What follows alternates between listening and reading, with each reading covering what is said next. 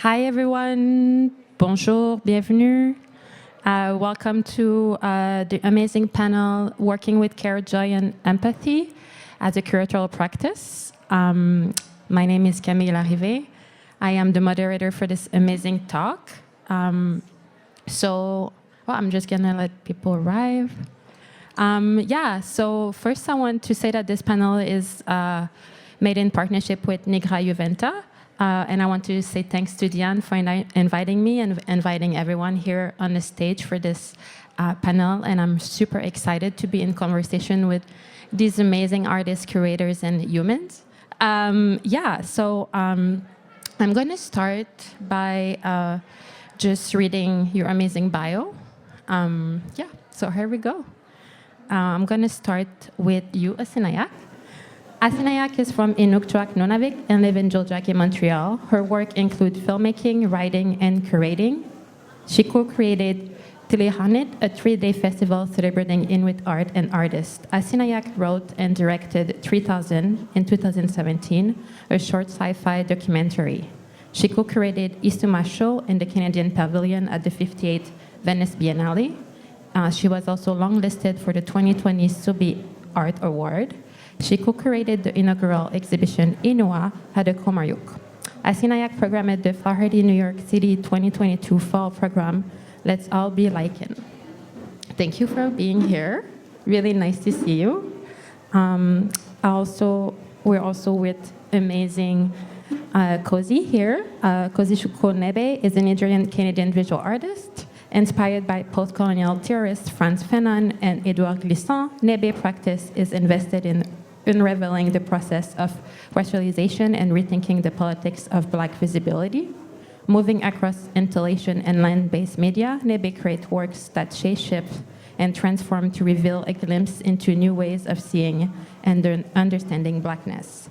In their play with speciality and coded visual lexicon, Nbebe work root themselves also in Black feminist standpoint theory to demonstrate how one positionality within society, as within space, dictates what is seen and unseen, thus engaging viewers on issues both personal and structural in ways that bring awareness to their own complicity. Undergirding Nbebe practice is a desire for reconnection and dreams of otherwise Black futurities anchored in non-Western epistemologies and ontologies and anti-colonial solidarities. Nbebe have given presentation on her artistic practice and research at universities across Quebec, including Laval, McGill, and Concordia, has facilitated workshops at the National Gallery of Ottawa and the Ottawa Art Gallery, and was an instructor of art and criticism at the Ottawa School of Art. And finally, we have Raven. Raven Spiratos is an independent curator and researcher. Their latest exhibition, Transforming Grief, Loss, and Togetherness in COVID-19, was created in collaboration with Armando Perla, hosted by Toronto History Museums. Spiratos holds a Master's of Art History and Communication Studies from McGill University, supervised by the amazing Dr. Tremaine A. Nelson. Their SSRC-funded master thesis looked at the representation of Black Canadian, African, African-European, Caribbean, and Afro-Indigenous heritage from the 19th century until the present. That research retrieved Black stories and textual portraits from various sources: the newspaper archive of Canadian fugitive slave advertisement, Canadian currency, Viola Desmond on the $10 bill, and contemporary art, Wanted series by Camille Turner and Camille Brevet, through the lenses of reading against the grain, reparative aesthetics, and decolonial art historical methodologies. Most recent speaking engagement include Black Portraiture 6, BCRC, Concordia University, Montreal en Action. And most recent publication include Raccord, ERTech, CMAG, and the Journal of Visual Culture. Yay! I'm just gonna take a sip of water because there was a long bio.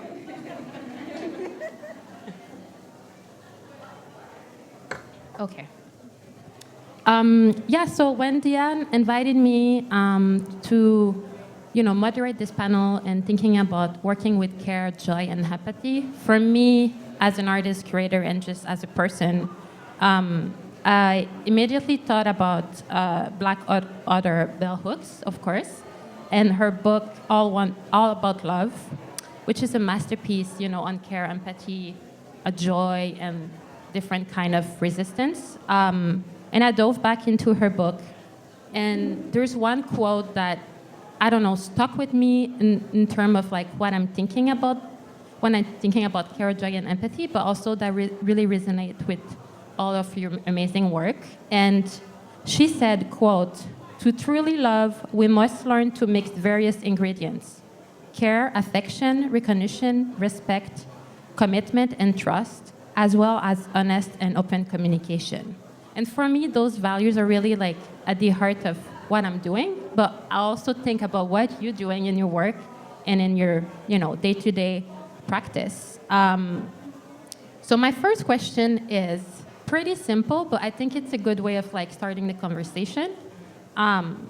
So since joy, care, and empathy are at the heart of your practice, I'm also thinking about how like tender and radical love is also really something that bring everything together, and especially when you work with your own communities or other communities.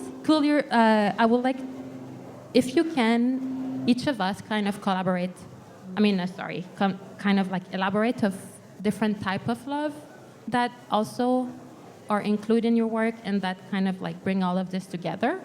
And I think it will be amazing if you talk about each of different projects that you did related to that. And I would like to start with you, Raven. You just, recently during, I will say a bit like before what is COVID today, you did this amazing curatorial project that I just mentioned in your bio, transforming grief, loss, and togetherness in COVID-19. And I do think that it's an amazing project, really rooted in care, joy, empathy, and love. So yeah, maybe you want to chat a bit about it. Thank you, Camille. Hello, everybody. The project that Camille is mentioning is Transforming Grief, Loss, and Togetherness in COVID-19, and it's an exhibition that is currently on at Fort York Visitor Centre in Toronto. The development of the exhibition was quite different for Toronto History Museums. I guess I'll start there. I was invited to collaborate with Armando Perla on the project, and we really kind of rooted the project in what he calls a human rights-based approach. And it was community first and focused. And what we were meant to do was to develop relationships with community organizations first, with artists that were rooted in their communities first, and ask them how they would like to reflect on COVID-19 in the last 3 years. And then from those relationships grew the artworks that were part of the exhibition. And it kind of seems a bit silly maybe to say that this was revolutionary for the Toronto History Museums, but it was a big shift from starting with the object. We started with the communities and the artists that we would like to amplify and platform. And all of these artists came from spaces that were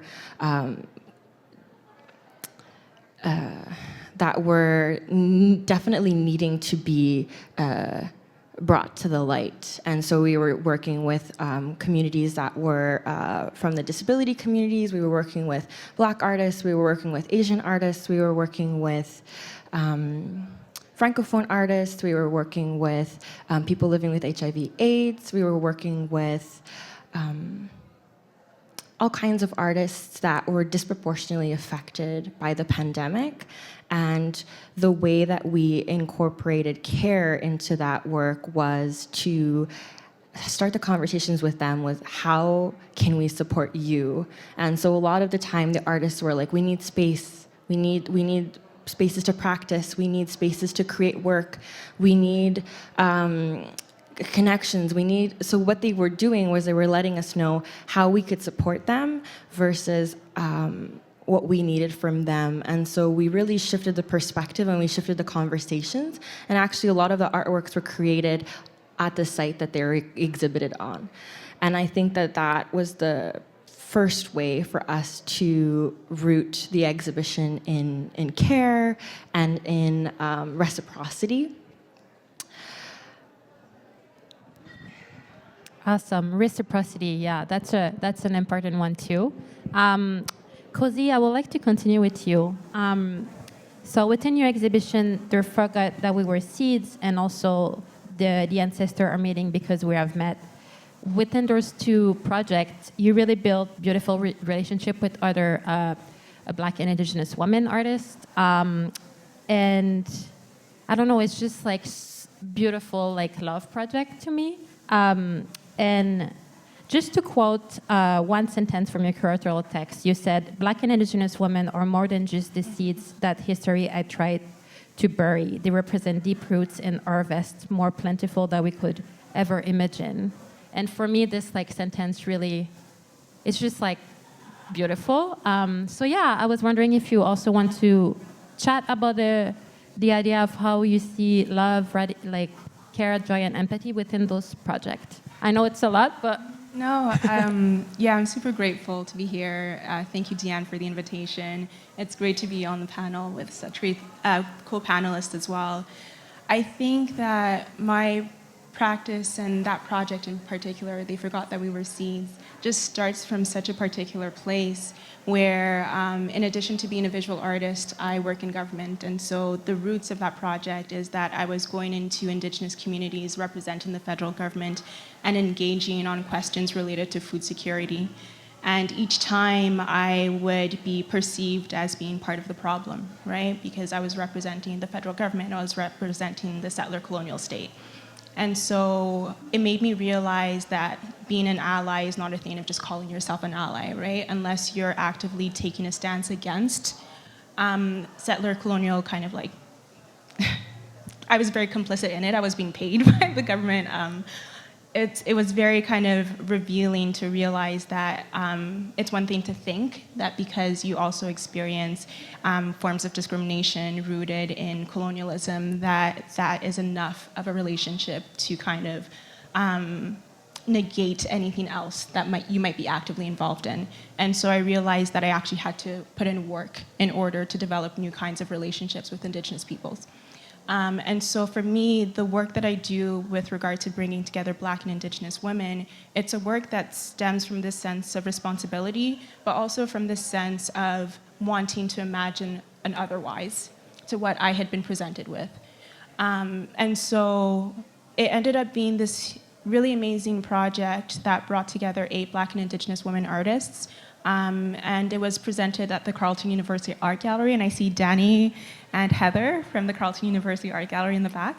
And so they were really great to have invited me and given me the opportunity to have my first curatorial project be an 8-person show, and to have the entire space. And I really wanted to look at those kinds of solidarities in a way that didn't necessarily just focus on identities per se, but also really focused on these histories that were rooted in something very ordinary, looking at food. And so using food, using histories around sugar, using histories around cod, using histories around salt and so on, the 5 white gifts, it really allowed you to kind of see the ways in which the histories and the forms of oppression that Black and Indigenous peoples have undergone intersect, but also depart. And so it wasn't a way of kind of forcing things into conversation that weren't already in conversation. These were realities that intersected, and really was using that as an opportunity to excavate something that had always been there. So these forms of relationality had always been there. And they were rooted in the past. And so I wanted to bring these artists together in the present to rethink that past, but also imagine a different future. And so the artists also were able to create works that were specifically for that show. So one of the works was actually documentation of public programming that I organized. I organized a private dinner of Black and Indigenous women and Two-Spirit people. And so one of the artists, Catherine Tekpani, her contribution to the exhibition was documentation from that private dinner. There was no audio from the dinner. There were only these photos that Catherine had taken because it was meant to be a private space. And so really thinking about voyeurism, right? Thinking about the ways in which oftentimes when I've seen Black and Indigenous peoples come together intentionally, it's been at vigils, right? When there has been someone who's been lost in either community and we come together to support one another, but it's always in this public space, right? And there's always people consuming that relationship in a very particular way. And so I needed to create a space of privacy where what was connecting us was not shared kind of fights, which is always undergirding it, but it was a moment to really come together and eat and laugh. And there was so much laughter at that dinner. There was so much laughter, there was so much sharing, there was so much intimacy. And even when you look at the photos that Catherine took, there's this warmth that you can sense. One of the photos is a photo of my mom, who I invited to the dinner, and the youngest participant, who was a young Inuit girl. And even that photo, you can see Black and Indigenous women together in that one photo, this kind of intergenerational moment as well, right? There's just so much going on there. And it was the first time that my mom, who is an African woman, right, who's been living here since 1998, was able to be in a space like that with Indigenous folks. And so really thinking about the experience of immigrants, like African immigrants, specifically racialized immigrants, and how they come to rethink their relationship to these lands and how they can be in relationship with Indigenous peoples of these lands. And so I'll stop there, but I can also talk about how that project was generative in terms of the relationships with Catherine and how they continue to evolve. I can talk about that later. And then also even just like a conversation I had with Casey Adams, who was also in the show as well recently. But yeah. Awesome. Yeah, like so many beautiful relationships that we can build through those moments that I think are important, that are not necessarily like film or like documented. It's just like those moments where you're with people and you can really just enjoy, right? Asinnajaq. You also, I think, always put love in the forefront of all your projects. This is how I like always recognize what you're doing too. I'm thinking specifically about your festival that you're doing for a couple of years now, right? And also the exhibition When Veins Meet Like Rivers. And I was wondering if you can talk a bit about those projects in relation to, joy, empathy, but especially love. Absolutely. Thanks for being here. So we started this festival Tilitaknit after a moment of great racism in the Montreal film community, and I spent lots of very sleepless nights and lots of time talking with my colleagues about this event that happened. And after so long of having these long phone calls, just rehashing all the details and just talking about it over and over again, I realized that we can just go in this loop forever and never be done with it, or I can just pick something to put my energy into, pick a goal, and then let go of it. And what we ended up doing was starting this festival, and it was a way of taking the instance of this racist film and saying, okay, what I see is that there's a space where we need to help Montrealers have access to Inuit stories and understand that more about who we are, because it's usually fear that makes these events happen, and fear, not understanding. So it just seemed like we could do something which is good for us as Inuit, because with a festival where we celebrate with music and our food and our stories, celebrating our voice, we get to be re-instilled into who we are, and at the same time share it with our larger community in Montreal. So that way I think the project really moved on so much bigger than kind of where it started from, and it's all about us being able to celebrate ourselves and share the joy of being Inuit. Like at the festival, we didn't want to just show films, which is kind of where the idea started from. It's like, well, how do we bring people together and how do we really show people who we are? And one of my favorite things about being Inuk is playing games with my entire community at Christmas. And so we brought some games in and have performers, and sometimes we've been able to have an art exhibition, and it's just to celebrate each other and share who we are. So, and yeah. That's awesome. Yeah, I mean, my other question is a bit more crunchy. I wanted to talk a bit more about, the term care. We kind of see it everywhere now. Everyone is using it in their bio, for example, or like in museum and in gallery, especially within those space. Care is really in the forefront of how people want to work or what they represented and everything. And I think that sometimes it can be very vague and maybe questionable. So I wanted to know if you have in mind some experience or also tips that you would like to share about like very concrete ways for you to curate with care. Because I do think that sometimes institutions especially don't know how to welcome really what care is for different folks and communities. So yeah, I was wondering if you want to share. It can be through your project or your personal experience, but I do think that it can be great to start chatting about that. Anyone who wants to go?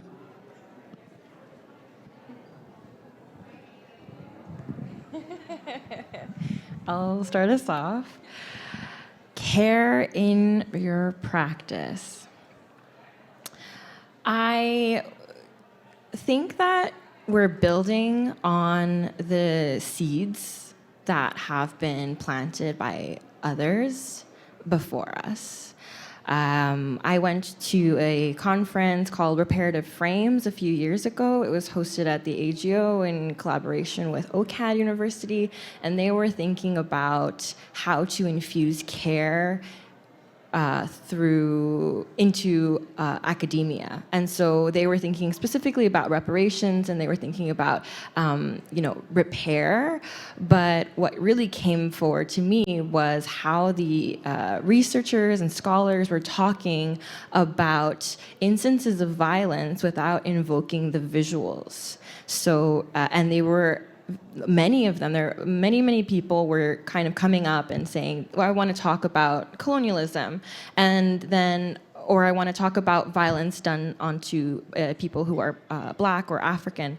And they were stopping us and saying, I will not be showing images of these violence. We will be talking about it. And they were very intentional about the reason why, and it was not to re-traumatize. And I thought that that was a really significant way of starting us off, because while we would really love to talk about these things that are happening and talk about trauma, we don't need to continue to re-traumatize each other. There are different ways of doing that, and I think that that is an action of care. I think more recently, care has come into my my curatorial practice through patience and dreaming. I think that dreaming has been a very, very beautiful way for me to have language around what we're trying to achieve together. It's a way for us to think about individually how we would like to see tomorrow, the next day, and the future. And I think that when we're thinking about dreaming together, there is this tenderness that's part of that conversation. And I think that it really positions us to recognize each other as humans, and to also recognize that, the timeline that, an exhibition perhaps might not necessarily be as flexible as it needs to be. We're all human, we all have families, we all have, health that we need to take care of, and to be sustainable, I think is a really beautiful way forward. And when we're sustainable with each other, I think that that's caring for one another. And I think that is where patience comes into play, because when we have compassion for one another, when we have patience for one another, we recognize that the project that we might be working on needs to also be in conversation with the totality of who we are as people.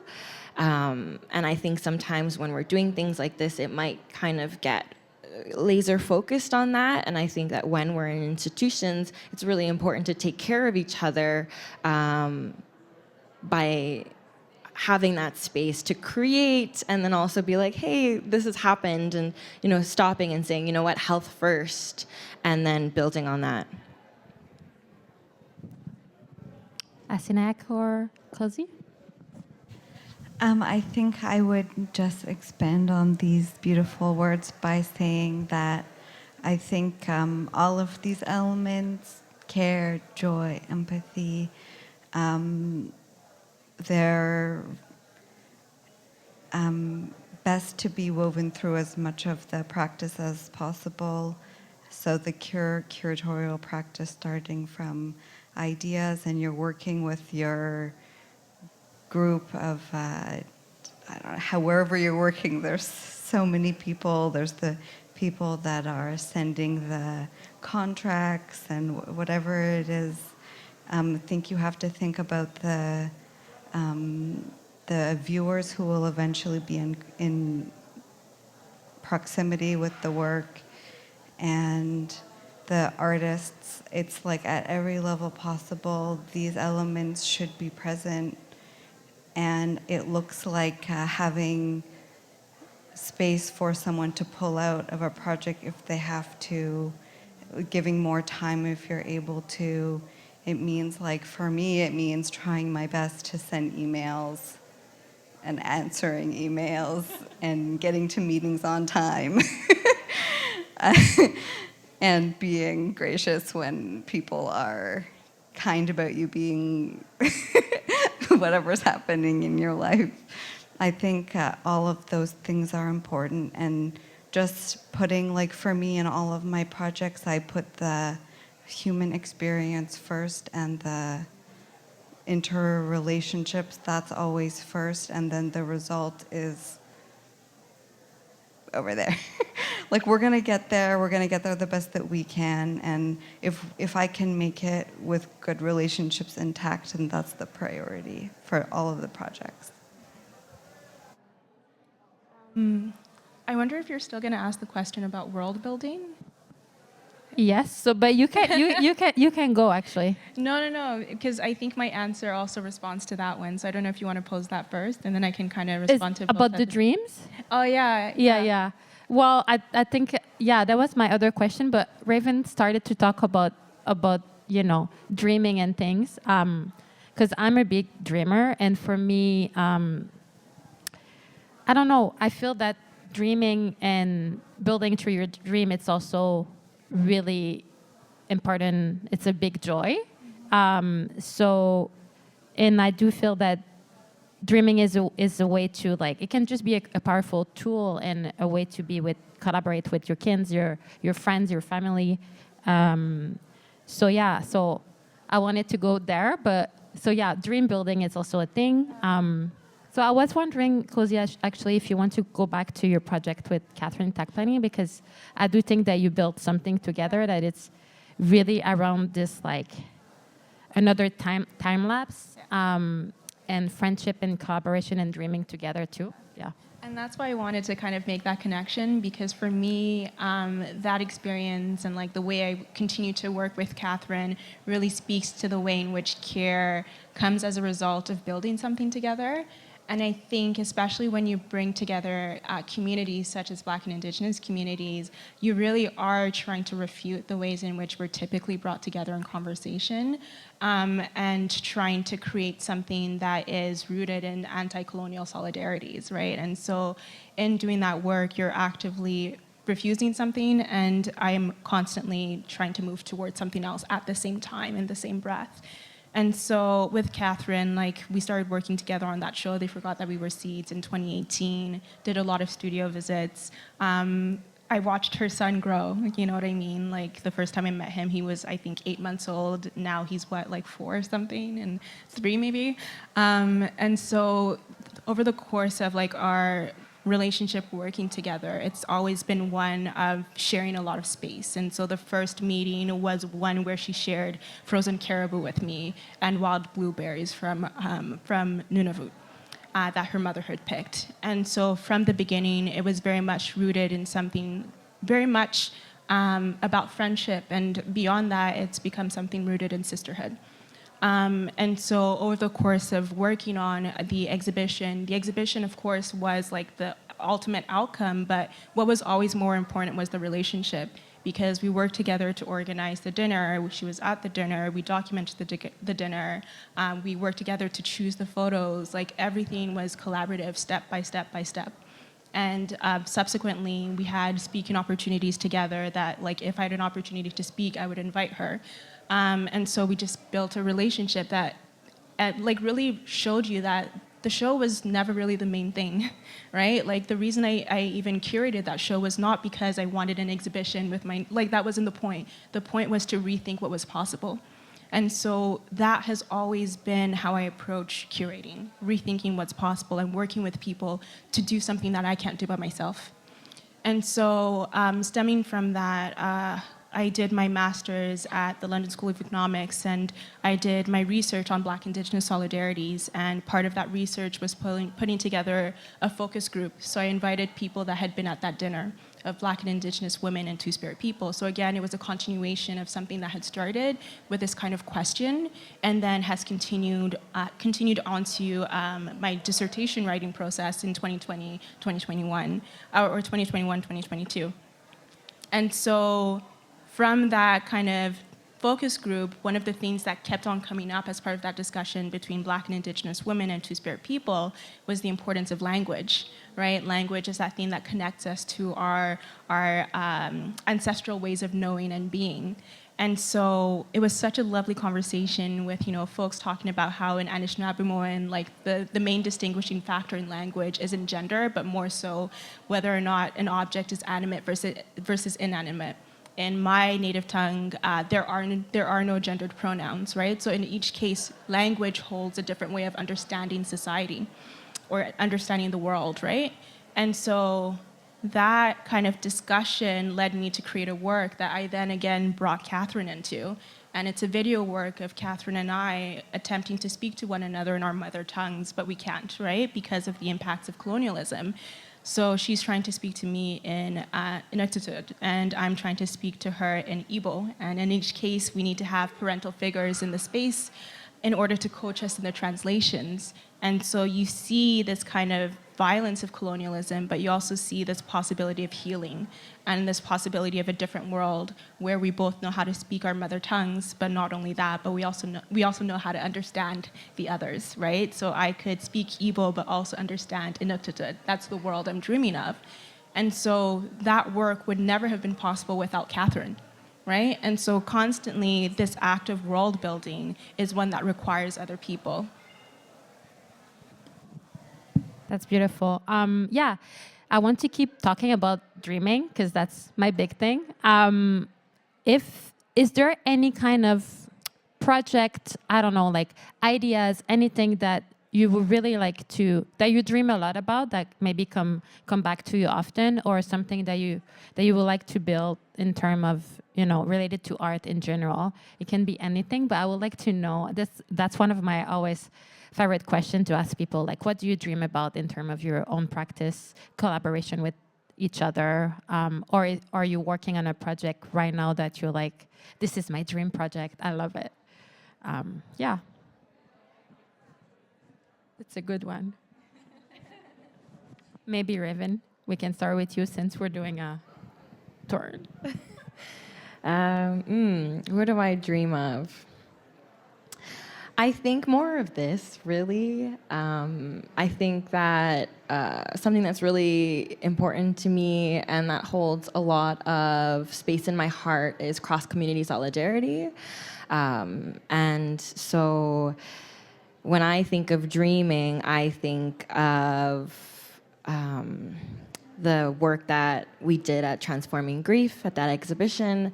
And I see that exhibition as what sustained us during the pandemic, or that continues to happen. And so thinking about when I was speaking with the artists, a lot of the times the first question, or one of the first questions that started the conversation was, like, how did you get to the next day, right? And many of them were telling me that they were dreaming of a better day. And then the better day didn't happen, right? Because during the pandemic, all of those days kind of repeated. And so what we were talking about was, well, when that better day didn't happen, what did you do? And the response was, well, I created it for myself. I made it happen for myself, and I made it happen for others. I made it happen for each other, us, right?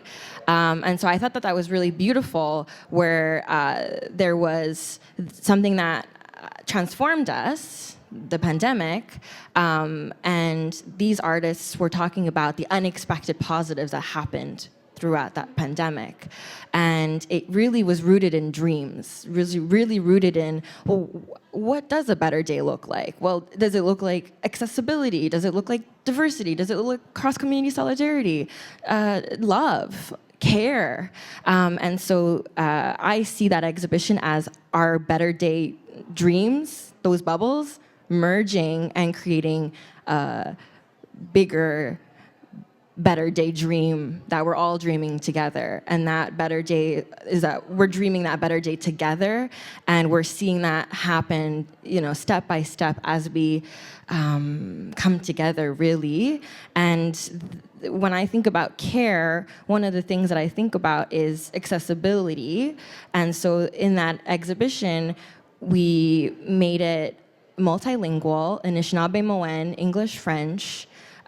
We have closed captions on every single thing that has video. We have visual descriptions in English and French. We have Braille. We have tactile Braille. We have floor Braille to denote when the Braille readers are there. We have touchable items so that it's multisensorial. We have a quiet room when you might feel overwhelmed by the content. There's a space for you to go, and there's a space for you to, like, a quiet, safe space, a soft space to land, so that you're able to rest, reflect, release. We're talking about the difficulties of the pandemic. We're talking about trauma. Where do people go when it gets too hard?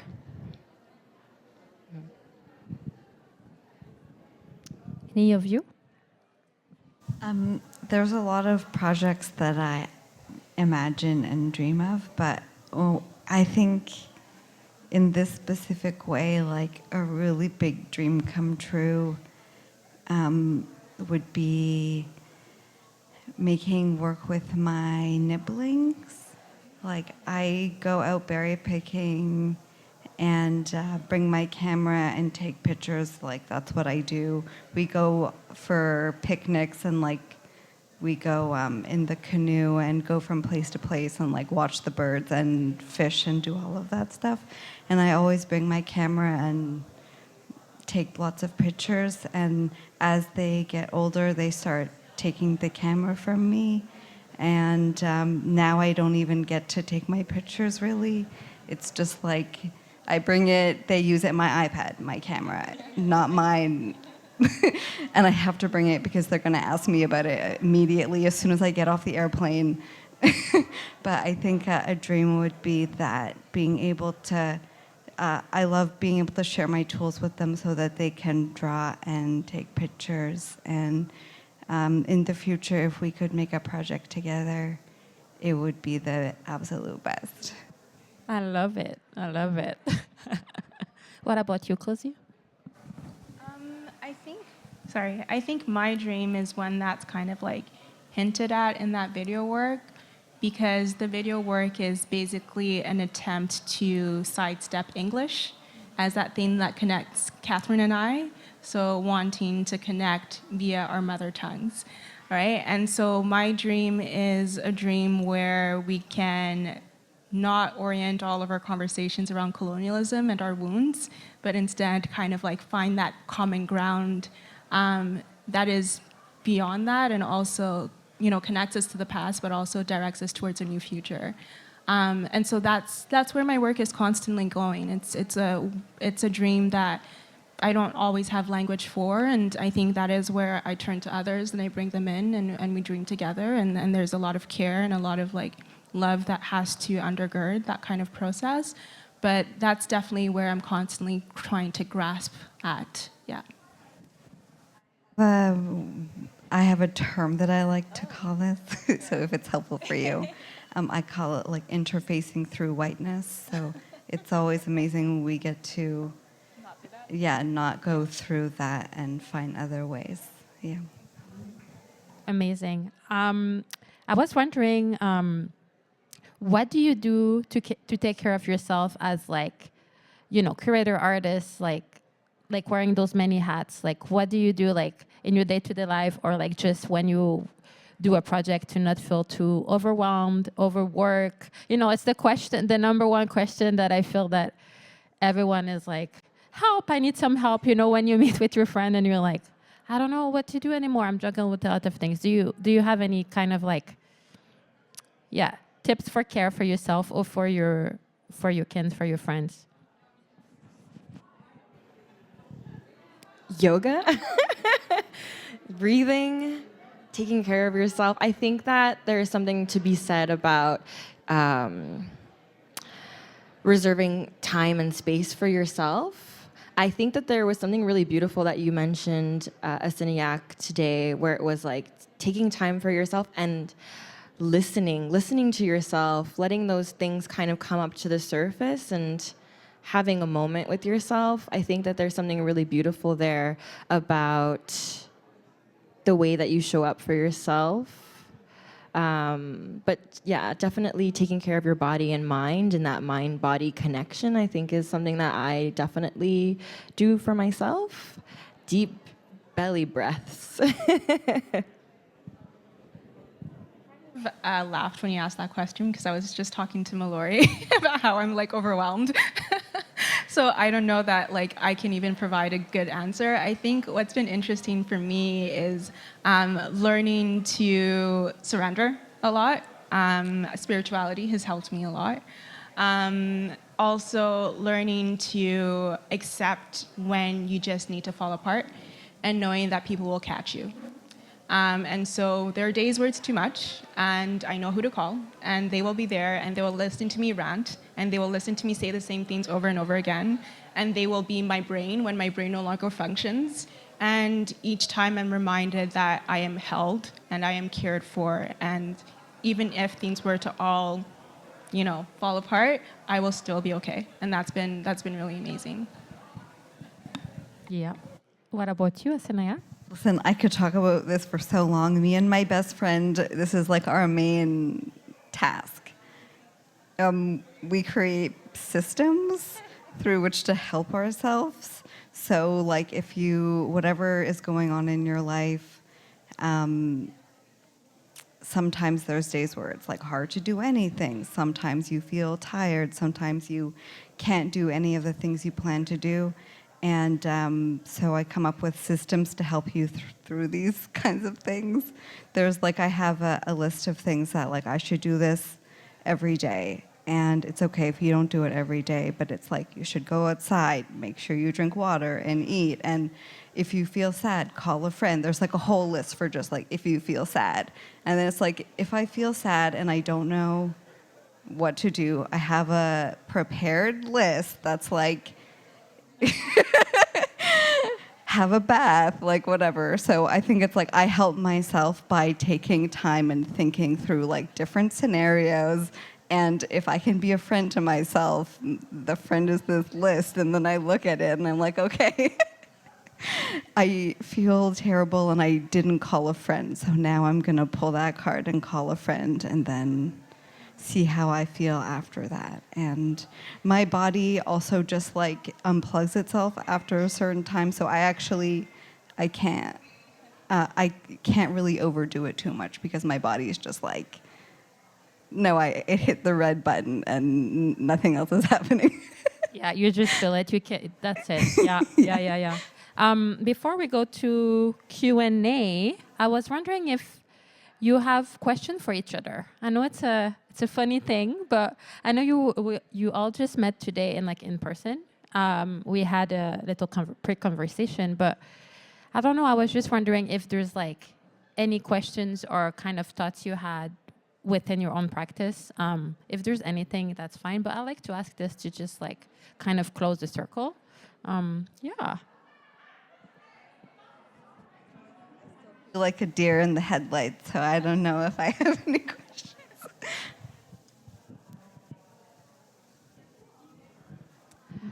Okay, questions. I have questions about how nature comes into your work. I know, Kosi, there was a work in the They Forgot We Were Seeds that was really beautiful and tender by Cheyenne Sundance. And I think that was a really captivating artwork that was part of the exhibition. It's also interesting because Cheyenne is a farmer and might not traditionally be kind of under the umbrella of artists, but they were included in that exhibition and created this really beautiful artwork that was plants and soil. And so that's a question for you, Kosi. And then for Asinnajaq, maybe how nature comes into your work. I know that there's like really tender moments that you capture and that you put into your film work. So maybe you can speak about those landscapes that you take, and then perhaps how that also translates in the really tender words that you use and choose to display over them. Thanks for that question. I really appreciate it. Yeah, Cheyenne was included in the show, and that was her first time being exhibited, so being part of a gallery exhibition. And for me, I think it was really important because I'm constantly, again, like, what I'm doing is trying to ground myself in an otherwise. And that otherwise is one of, different ways of knowing and being able to include nature and turn to nature as a source of knowledge, right? So what Cheyenne was doing was looking at patterns in nature as a way of speaking to different forms of relationality between settlers and non-settlers, Indigenous folks and settlers on Indigenous lands, right?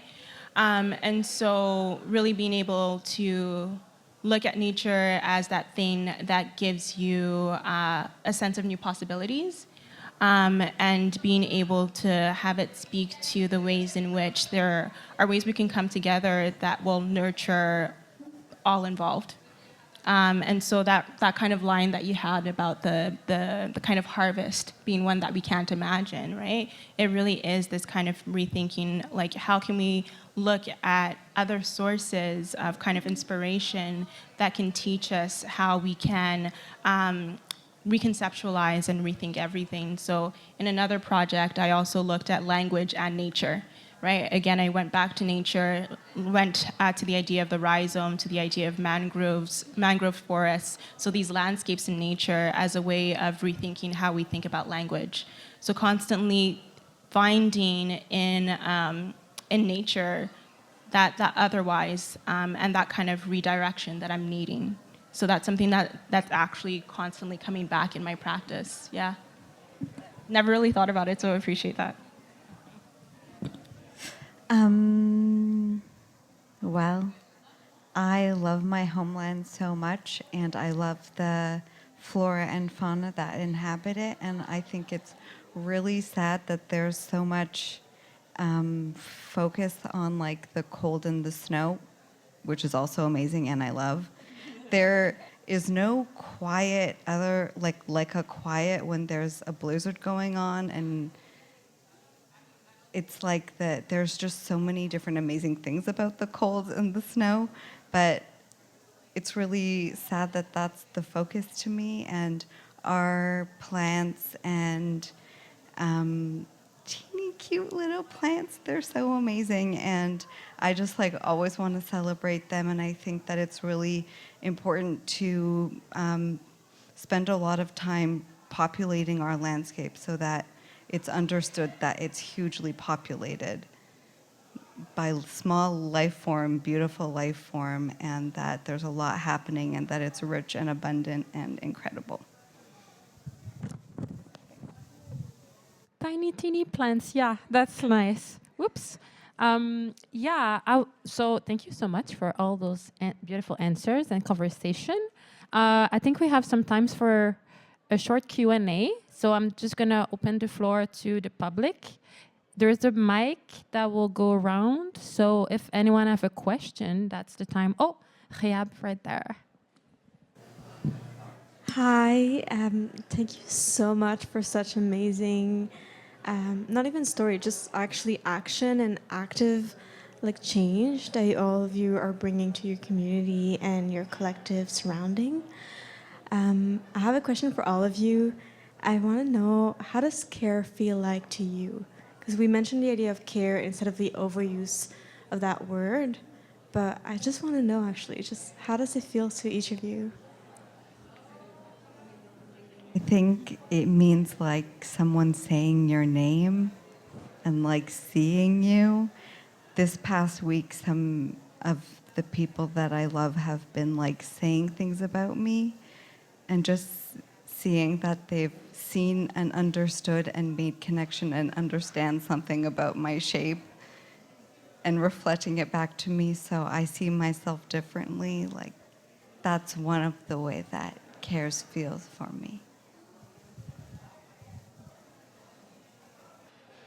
Yeah, I would absolutely agree. I was in Winnipeg recently and was able to kind of connect again with one of the artists that was in the show I curated, Casey Adams. And she told me that the experience on that with that exhibition was one of her best experiences and her favorite experiences with a curator because of the amount of love and intention that went into it. And for me, because that show was always so personal, to know how much of myself went in and to know how it was received and that all of that was felt was probably like, yeah, that felt like care to be seen in that way, for all of that to be, to have been experienced and felt by someone else as well. It was just beautiful, yeah.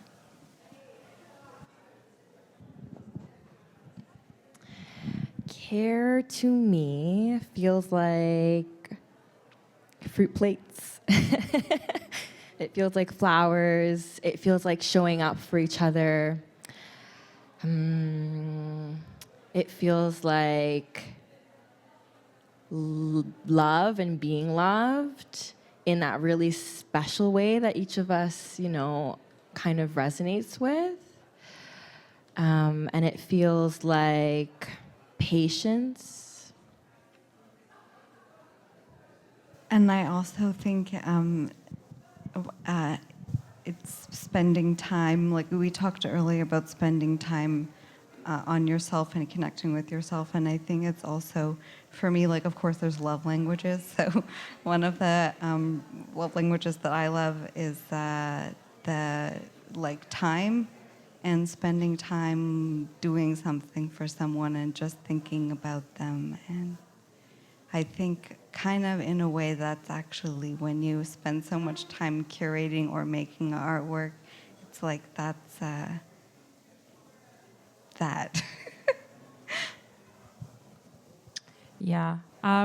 For me, it's also, I think it's a mix of everything you said. I know it's a bit funny to say, but that's true. And I think like laughing for me, it's a really way of just taking care of yourself, and laughing with people. It just brings me a lot of joy. I will say that, as simple as that. Yeah, but thank you for this question, Riyab. Thank you, all of you. Other questions or comments?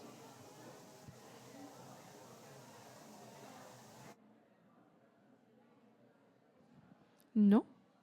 All good? Okay. I love it. Short and sweet. Well, thank you so much Reverend Asinnajaq Kosi, to be here with us today. Thank you, Nigra Iuventa, the Foire Plural, everyone for coming, for sharing space with us. I hope you enjoy it. Have a great evening. Thank you. Thank you. Thank you. Thank you. Thank you.